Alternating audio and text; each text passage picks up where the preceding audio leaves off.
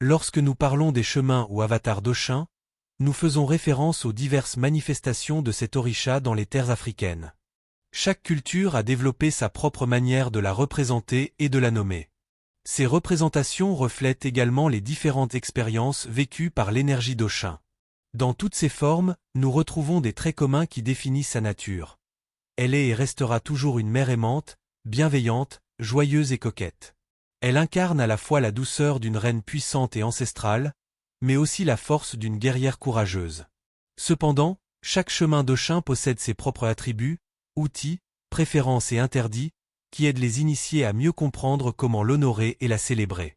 Bienvenue sur notre chaîne. Aujourd'hui, nous allons explorer les 5 chemins les plus populaires d'Oshin.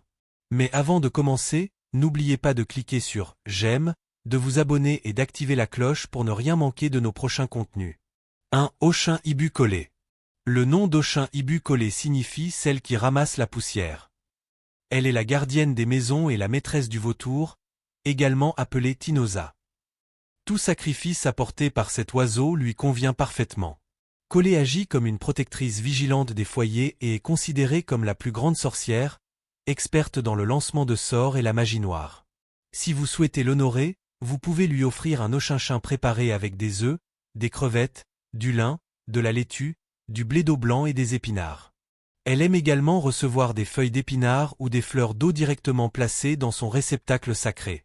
Parmi ces objets rituels, on trouve un éventail décoré de plumes de vautour et de perles blanches, un mortier en bois, un panier avec 5 aiguilles à tricoter, ainsi qu'un collier confectionné avec des perles de couleur ambre, vert, noir et rouge. Son outil préféré est un râteau orné de plumes de vautour. Ses enfants doivent placer ce râteau derrière la porte et l'utiliser pour balayer la maison lorsqu'ils sentent une énergie lourde.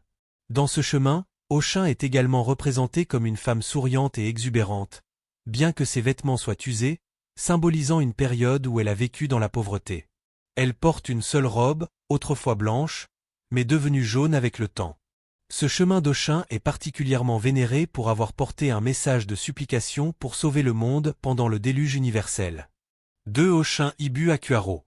Oshin Ibu Akuaro représente une jeune femme bienveillante, généreuse et travailleuse. Elle adore s'occuper des malades, excelle dans la danse et est passionnée par le bien-être des autres. Contrairement à d'autres formes d'Oshin, elle n'aime ni la sorcellerie ni faire du mal. Elle est surtout connue pour ses talents en matière de sortilège d'amour. Appelée la maîtresse de la caille, elle est souvent associée à cet oiseau. Certains disent que son nom secret est Igan Idan. Lorsqu'elle monte sur ses chevaux sacrés, elle fait un geste avec ses mains, plaçant un doigt sur son oreille puis le passant sur sa tête, signifiant qu'elle est une reine sans couronne. Extravagante et dépensière, elle adore gaspiller de l'argent. Elle est également une défenseuse redoutable contre les guerres spirituelles, protégeant ses initiés des malédictions et des influences négatives. Elle vit là où se rencontrent les eaux douces des rivières et les eaux salées de la mer, ce qui fait d'elle une divinité des 2 types d'eau. Très amie avec Yemeya, elle partage avec elle des offrandes comme des poules grises. Sa sopra, récipient sacré, est décorée d'une malle tissée et ornée de plumes de caille. Elle porte également un bâton décoré de plumes de poule et de caille. 3. Oshin Ibu Ana. Dans ce chemin, Oshin est la maîtresse des tambours, mais elle est complètement sourde. C'est pourquoi ses initiés doivent l'appeler avec des cloches simultanément pour qu'elle puisse les entendre. Certains disent que son nom signifie celle qui n'entend pas le tambour mais court vers lui. Sa sopra doit être couronnée d'un cercle mesuré selon la tête de l'initié, auquel sont suspendus 3 petits tambours, 2 rames, 10 bracelets et 5 hameçons. Elle vit sur un tambour, et 2 tambours supplémentaires sont placés devant elle. Tous les éléments utilisés dans son culte doivent être fabriqués en métal doré. 4. Oshin Ibu Ololodi. Le nom d'Oshin Ibu Ololodi signifie la révolutionnaire. Dans cet avatar, Oshin est une guerrière qui monte à cheval pour aller au combat. Elle s'habille comme les hommes et manie une épée. Personne ne peut la vaincre. Son caractère est turbulent, et elle se défend avec toutes sortes de métaux, en particulier le machette. Elle est l'épouse d'Orumila Evi avec tous les instruments du système divinatoire IFA, y compris un plateau rempli de sable marin ou fluvial. Son collier est composé de perles jaunes, ambre et vertes. Bien qu'elle soit une mère protectrice, elle est très exigeante et peut punir sévèrement ses enfants lorsqu'elle est contrariée. Pour calmer son désir de guerre, 4 clous de rail doivent être placés à côté de sa sopra. 5. Oshin Ibu Yumu. Oshin Ibu Yumu est traduite comme « celle qui fait gonfler le ventre des femmes sans qu'elles soient enceintes ». Elle est si puissante qu'elle peut dompter les serpents. Elle vit au fond de la rivière, assise sur une chaise à bascule, en train de tisser et d'écouter les sons de ses instruments. Elle n'aime pas être dérangée inutilement et répond seulement lorsqu'elle le juge nécessaire.